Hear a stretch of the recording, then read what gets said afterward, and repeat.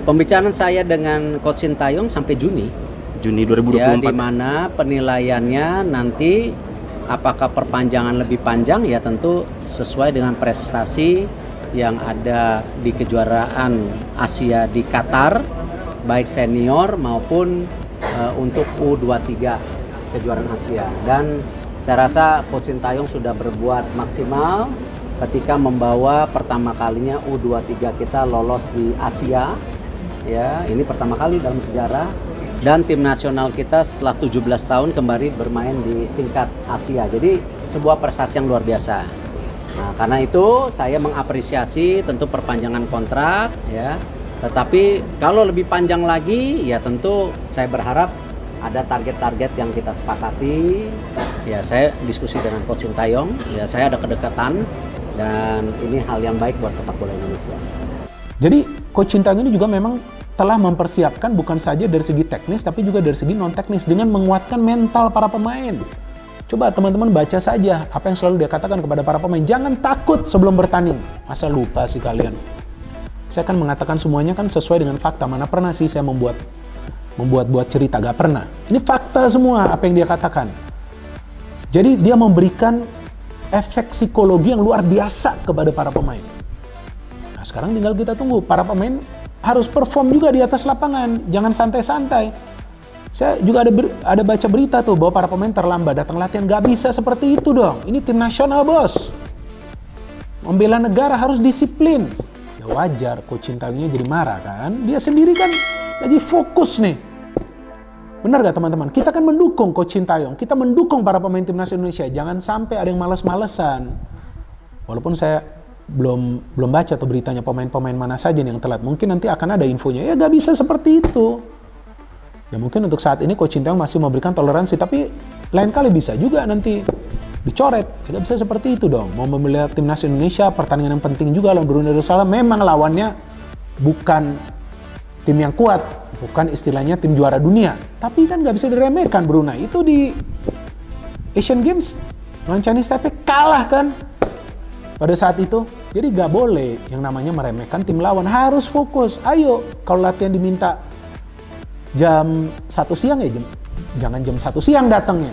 Jam 12 siang sudah standby. Kan seperti itu pemain-pemain profesional. Semua sudah berkumpul dan mereka latihan di lapangan A kemarin. Sejak pukul 17.00 mereka itu terlihat ada dan latihan sampai jam 18.00 tentunya dengan kontrol langsung dari sang arsitek STY. Nah, STY ini nampak gembira memang kelihatan karena semua pemain bisa berkumpul ya. Tidak ada yang datang misalnya pada tanggal 10 hari ini atau besok bahkan. Namun tetap saja di tengah kegembiraan dia karena bisa melihat semua pemain ada, dia tetap concern benar ya dengan disiplin ya. Kenapa harus bicara dengan disiplin? Karena dia mau kalau pemain itu sudah harus datang jam 12 siang ya sudah ada tiba ya, kecuali mungkin 1-2 kalau dari luar negeri kan mungkin agak dengan keterlambatan pesawat ya tiba oke. Tapi kalau pemain lokal itu harus tibanya. Itu yang dia dalam latihan dia kumpul semua kemarin dan dia memberikan instruksi-instruksi tentunya dan pengarahan terhadap semua pemain, dan dia sedikit agak dalam tanda kutip agak marah juga ya soal disiplin ini. Dia mau semua mesti tepat waktu ya, kalau memang tanggal 9 dan pada jam itu harus sudah ada ya. Itu yang dia tekankan karena memang ini disiplin itu menyangkut mental juga yang dikatakan oleh STY, membiasakan pemain ini untuk tetap patuh ya. Banyak yang happy naturalisasi. Yeah. Rata-rata happy lah publik sepak bola nasional. Yeah. Anda juga termasuk yang happy. Yeah. Catatan Anda sejauh ini, bahkan ada lagi naturalisasi yang Ya, gini. Kita harus pisahkan dua hal yang berbeda. apa tuh? Mayoritas netizen happy karena lihat ada hasilnya. Ya. Oke. Walaupun belum signifikan ya. Walaupun belum signifikan. Belum signifikan ibarat belum punya trofi. Ya, Tapi ya. dari sisi permainan definitely berubah. Ketika kita lihat di lawan Argentina Palestina. Oke. Gue tidak optimis dengan liga kita untuk melahirkan banyak pemain-pemain hebat. Oke. Karena situ. Nah. Kedua, yang di luar itu, lu kalau punya darah Indonesia mengalir di badan lu punya hak, itu hak asasi manusia HAM untuk menjadi warga negara Indonesia. Entah itu dimanfaatkan atau tidak, itu different case. Oke? Sebagai PSSI, apakah PSSI melanggar aturan? No, tidak. Sama sekali tidak. Mereka berusaha, mereka mengajukan ke Kemenhumkam atau apa? Coba kalau ditolak dari menteri, ya selesai. Tapi kalau pemainnya bisa membuktikan nenek moyang gue pernah ada orang Indonesianya, dia berhak. Jadi apa yang dilanggar, apa yang salah, nggak ada. Media Malaysia banggakan prestasi bek timnas Indonesia Jordi Amat. Media Malaysia ikut menyoroti prestasi yang diukir bek timnas Indonesia, Jordi Amat bersama Johor Darul Tazim, JDT. Sebagaimana diketahui, Jordi Amat kini berkarir di Liga Malaysia.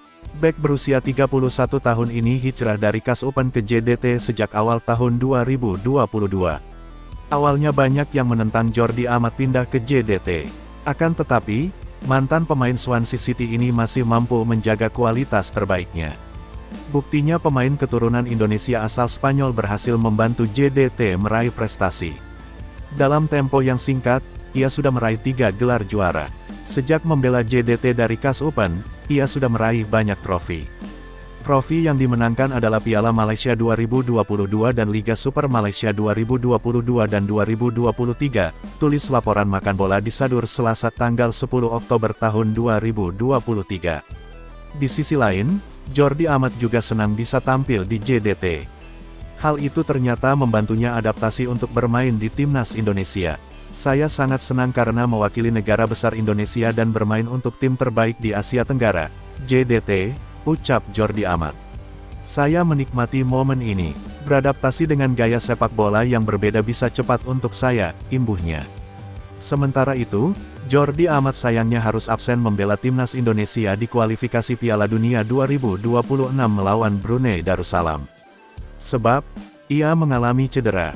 Pertandingan timnas Indonesia vs Brunei Darussalam di babak pertama kualifikasi Piala Dunia 2026 akan digelar 2 leg pada 12 dan tanggal 17 Oktober tahun 2023. Pertandingan timnas Indonesia vs Brunei Darussalam pada putaran pertama kualifikasi Piala Dunia 2026 zona Asia akan berlangsung pada tanggal 12 Oktober tahun 2023 di Jakarta. Shin Tae-yong akan menjadi juru taktik skuad Garuda. Timnas Indonesia asuhan Shin Tae-yong tadinya akan menjalani pertandingan di Stadion Jakabaring Palembang. Namun akibat masih pekatnya asap akibat terjadinya kebakaran hutan dan lahan di Palembang, membuat udara di sana tidak aman untuk pemain sehingga pertandingan timnas Indonesia vs Brunei dipindahkan ke Stadion Gelora Bung Karno, Jakarta. Dimanapun tempat pertandingannya, Shin Tae-yong tetap memiliki target utama untuk membawa timnas Indonesia mengalahkan Brunei. Untuk leg kedua, akan berlangsung di Stadion Sultan Hassanal Bolkiah pada tanggal 17 Oktober tahun 2023.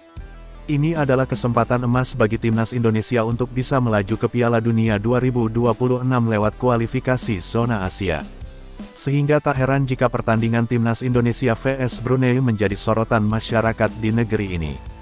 Termasuk ketika 25 nama pemain timnas Indonesia yang akan dimainkan Shin Tae-yong dalam laga melawan Brunei mulai diumumkan.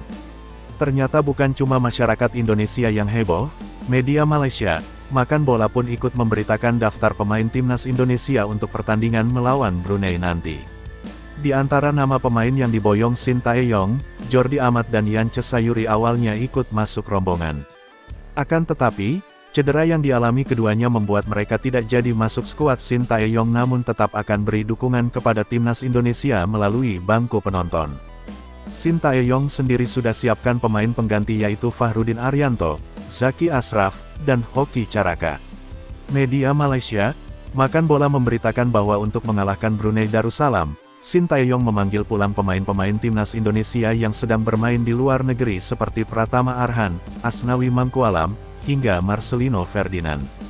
Tak disangka, Makan Bola sampai memantau reaksi supporter timnas Indonesia yang mereka bilang heboh setelah melihat daftar 25 pemain yang akan dimainkan melawan Brunei. Menurut Makan Bola, para supporter terpantau senang dengan pilihan pemain yang dipilih Shin Tae-yong.